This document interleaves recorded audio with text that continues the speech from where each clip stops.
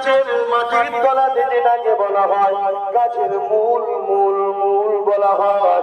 বাবারা শুনে রেখে দেয়, জেনে রেখে দেয়, কেউ যদি এখন এই গাছের ডালগুলোকে কেটে দেয় এই গাছটা কি মরে যাবে,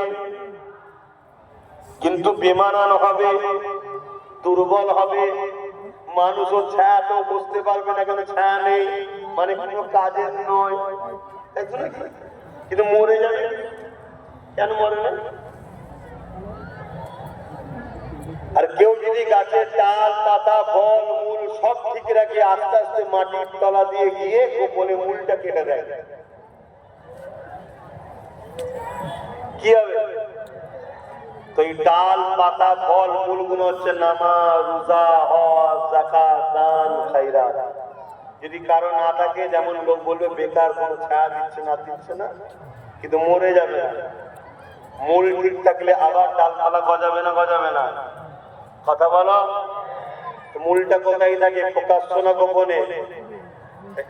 এখানে আছে মূল, ঈমান। যদি এটা ঠিক থাকে, রাসূলের প্রেম ও আদব, আবার গজাবে কি ডালপালা, অর্থাৎ নামাজ, রোজা, দাঁড়ি গজাবে। বয়সের সাথে সাথে যে হজ করে আসবে, রোজা রাখবে, দাঁড়ি রাখবে, আল্লাহ আল্লাহ করবে, কলমা পড়তে পড়তে মরবে। জোরে বলুন সুবহানাল্লাহ।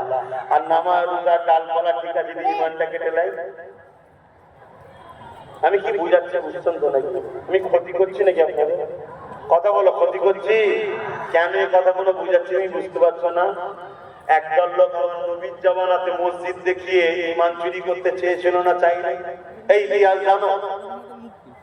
এই ইতিহাস জানো? আমার নবী একটা মীমাংসার জন্য দূরে গেছে, আর এখানে একদল লোক যারা সাহাবা সাথে বসছিল সঙ্গে সঙ্গে মসজিদ করে ফেলেছে। জানো কি বলছে? মদিনা নববী একটু দূরে, তাই এখানে একটা মসজিদ করেছে। আল্লাহ কোরআনে জানিয়ে দিল, হাবিব না, ওদের লক্ষ্য মসজিদ বানিয়ে লোক মুসল্লি মুসলমান আল্লাহ সেজদার জন্য আসবে, ওই মসজিদে বসিয়ে বসিয়ে বসিয়ে বসিয়ে ওদের নবীর বিরুদ্ধে নিয়ে যাবে। ওরা মুনাফিকি করছে, ওদের মসজিদের জেরা ভেঙে দিন আপনি। আমার নবী মসজিদটা ভেঙে দিয়েছিল। ইতিহাস জানোই না, তাহলে কি হবে? এজন্য বলবো, বিশ্বাস আছে আমার উপরে, তাহলে মজবুত করে ধরো।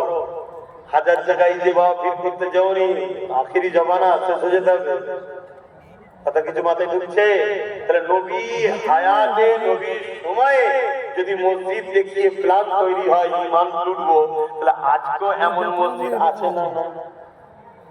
তাহলে ঈমান আছে বাঁচাতে গেলে কি লাগবে? মসজিদ, মাদ্রাসা, দাড়ি, টুপি।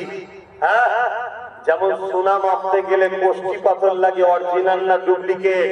তা মুমিন না মুনাফিক চিনতে গেলে মুহাম্মদুর রাসূলকে লাগবে। জোরে বলুন সুবহানাল্লাহ।